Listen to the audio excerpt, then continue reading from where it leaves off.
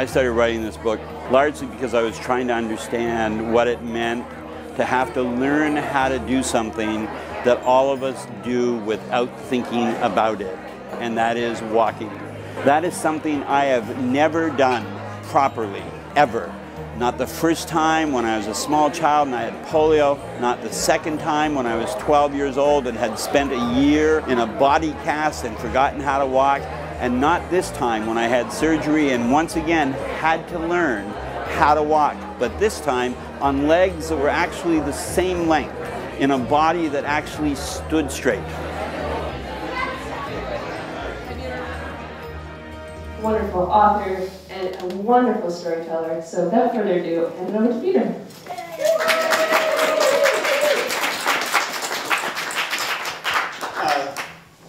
I don't know what to say. Okay. Maybe I know a few things to say. Okay? People have asked me for the past few days, how long were you working on this book? And what I've decided the real answer to that is, I've been actually working on this book for 60 years. But most of that time was actually spent in a very particular personal form of research. I ended up having to have surgery in 2012. And during the course of the process of having surgery, a very brilliant man, my surgeon, Dr. Saeed, when I wake up from surgery, tells me that what he's done is he's made my legs the way they should have been when I was born. Now, to be fair, both Debbie and I's immediate reaction to that was, he's made your legs very, very small. And then he explained that the legs were now the same length.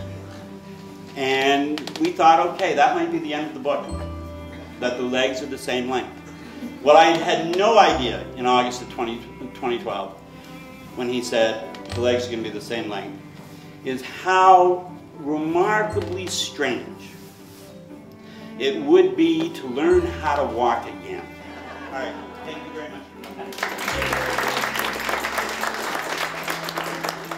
Writing this book was largely a process of digging through my own life, mining my own experiences, my own reflections, my own perspective.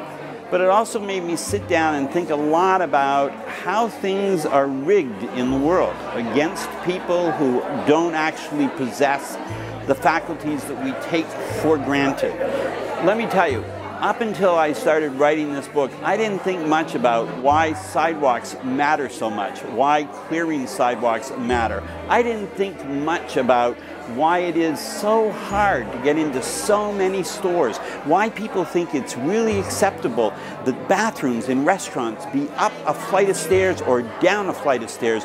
What is it that we're thinking when we design structures, facilities, and buildings such that a whole group of people just by definition can never access the place that we're talking about?